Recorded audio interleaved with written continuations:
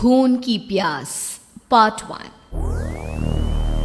काली अमावस की रात थी और रात के गहरे सन्नाटे को चीरते हुए एक औरत की चीखने की आवाजें पूरे जंगल के शांत माहौल को दहशत से भर रही थी। वो औरत इस तरह से चिल्ला रही थी जैसे किसी ने उसके बदन पर खौलता हुआ पानी डाल दिया हो। रात को अपने खेतों में पानी देने के लिए आया हुआ हरिया किसान अभी तक इन आवाजों को सुन नहीं पाया था, क्योंकि उसके बेटे किशन ने उसे नया नया मोबाइल फोन जो लाकर दिया था शहर से, और बस उसी मोबाइल फोन में ईयरफोन लगाकर वो कोई पुराना गाना सुनने में मग्न था। लेकिन जैसे ही गाना खत्म हुआ, उस औरत की चीखने की आवाज हरिया किसान के कानों से टकराई। हरिया का दोस्त रामू भी खेत में ही घाट पर गहरी नींद में खर्राटे मार रहा था। रात के उस सन्नाटे में औरत की चीखने की आवाज सुनकर ठंड के मौसम में भी हरिया किसान के माथे से पसीना टपकने लगा। रामू, अरे ओ रामू, अरे जल्दी उठ, क्या खर्राटे मारकर सो रहा है? अरे इतनी रात को ये जंगल में कौन औरत चीख रही है? पूरी तरह से चीख रही है। अरे क्या हुआ? क्या हुआ? कौन है? अरे भूत आ गया क्या? चोर आ गया क्या? अरे न चोर आया है न भूत आया है। मैं ये कह रहा हूँ कि क्या तूने इस औरत के चीखने की आवाज सुनाई देती है कि नहीं? अरे कौन सी औरत? अरे हाँ, ये आवाज है। तू पहले नहीं बता सकता था? पता नहीं कौन चुड़ैल जंगल में नाच रही है। हम घर चले जाते हैं। देखता नहीं, मैंने तो कानों में ये लगा रखा था। वो किशन ने लाके दिया ना शहर से, गाने सुन रहा था मैं। अरे लेकिन भाई, मुझे बहुत डर लग रहा है। क्या करे? अरे करना क्या है, भागो यहाँ से। भगवान जाने कौन है और क्यों इतना चीख रही है। और उस औरत के चीखने की आवाजें और ज्यादा तेज होने लगी है। हरिया और रामू के पैर डर के मारे कांप रहे थे। डर की वजह से ना वो वहां पर रुक पा रहे थे और ना ही अपनी जगह से आगे बढ़ पा रहे थे। तभी अचानक से सन्नाटा छा गया। सही मौका है, हमें यहाँ से निकल लेना चाहिए भैया। रामू और हरिया अपना गमछा उठाकर दबे पैरों जंगल के रास्ते से गांव की तरफ चलने लगे। गांव की ओर जाने वाला ये एक ही रास्ता था और आवाज भी उसी तरफ से आ रही थी। लेकिन अभी 2 मिनट पहले वो आवाज पूरी तरह बंद हो चुकी थी और जंगल में पहले जैसा सन्नाटा पसर चुका था। तभी अचानक से पेड़ों में किसी के चलने की सरसराहट रामू और हरिया को सुनाई दी। क्या तुमने कोई आवाज सुनी? हाँ यार, ऐसा लग रहा है कोई इस तरफ ही आ रहा है। और तभी अचानक सामने पेड़ से एक साया रामू और हरिया के सामने उल्टा आकर लटक गया। ये देखकर रामू और हरिया की चीख निकल गई। वो दोनों डर के मारे बेहोश हो गए। वो साया जमीन पर आकर खड़ा हुआ। उसने रामू और हरिया के बालों को पकड़कर खींचना शुरू कर दिया। अब तुम गांव वालों में से कोई जिंदा नहीं बचेगा।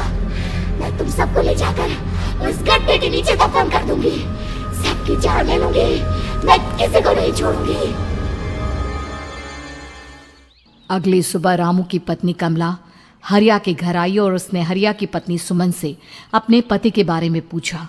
सुमन, कल रात को ये तुम्हारे ही पति के साथ गए थे खेत पर, अभी तक लौट कर नहीं आए हैं।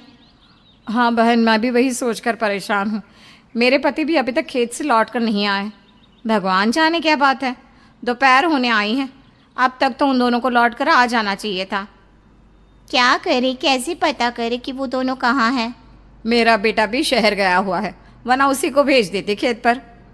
बहन, मुझे लगता है कि हम दोनों को वहाँ जाकर अपने पतियों को ढूंढना चाहिए। ठीक कहती हो तुम, चलो मैं तुम्हारे साथ चलती हूँ। और वो दोनों जंगल के रास्ते खेत की तरफ आगे बढ़ती हैं। वहां जाकर देखती है कि हरिया और रामू आग जलाकर आग के ऊपर कुछ पकाकर खा रहे थे।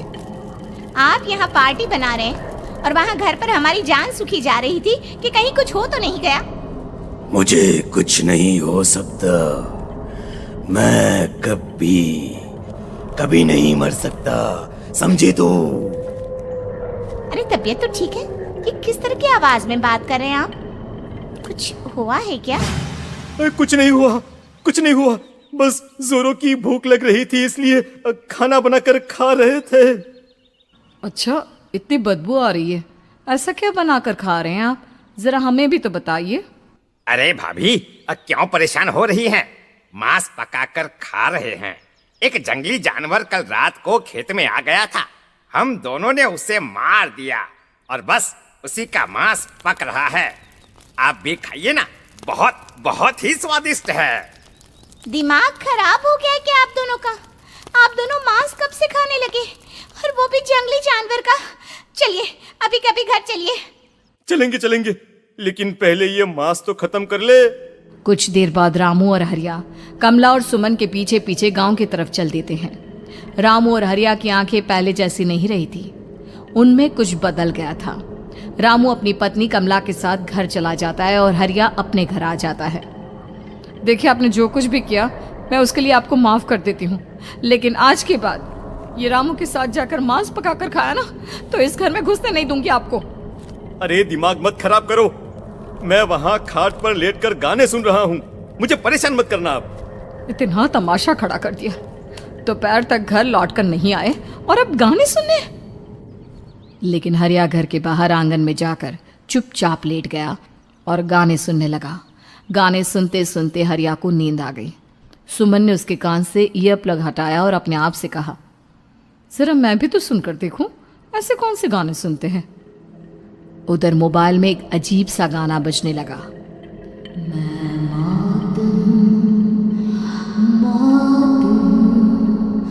मौत जो बसरी है चारों, जो आएगी कहीं से निगल जाएगी सबको। मैं मात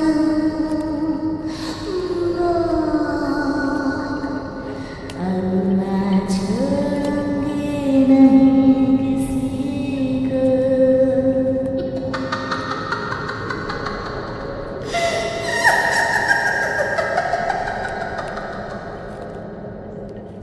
सुमन ने घबराकर मोबाइल फोन दूर रख दिया। वो बुरी तरह से डर गई थी। तभी अचानक हरिया अपनी नींद से जागा और गर्दन टेढ़ी करते हुए सुमन के पास आया। क्या क्या कर रही थी?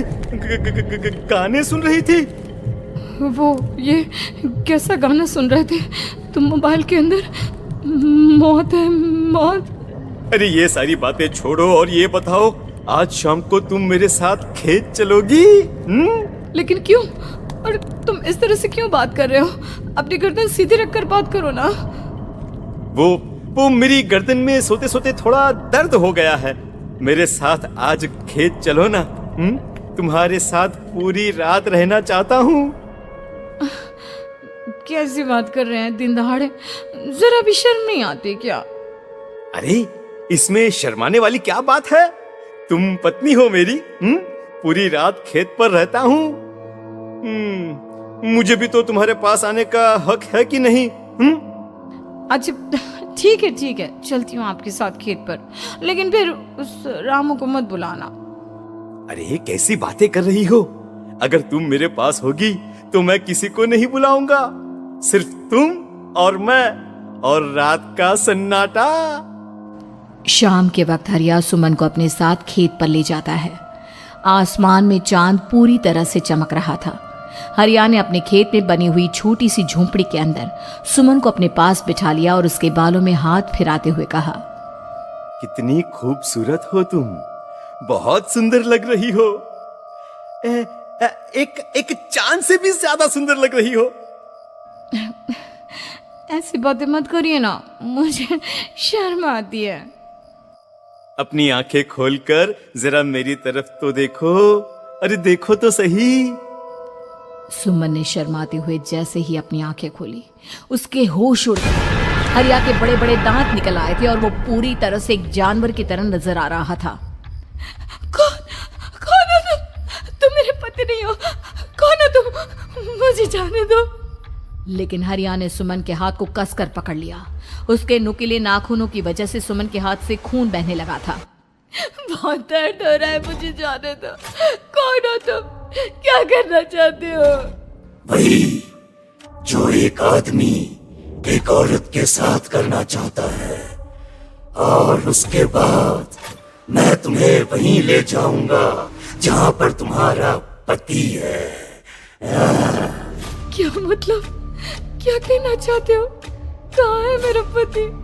जंगल के बीचों बीच उबलते हुए पानी के तालाब में, वही है तुम्हारा पति। चलो चलो, मैं तुम्हें उससे मिलवा देता हूँ, लेकिन उससे पहले तुम्हें मेरी प्यास बुझानी होगी। और इतना कहकर हरिया सुमन के ऊपर जानवरों की तरह टूट पड़ता है।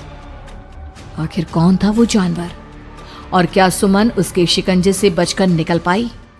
जानने के लिए देखिए इस कहानी का अगला भाग।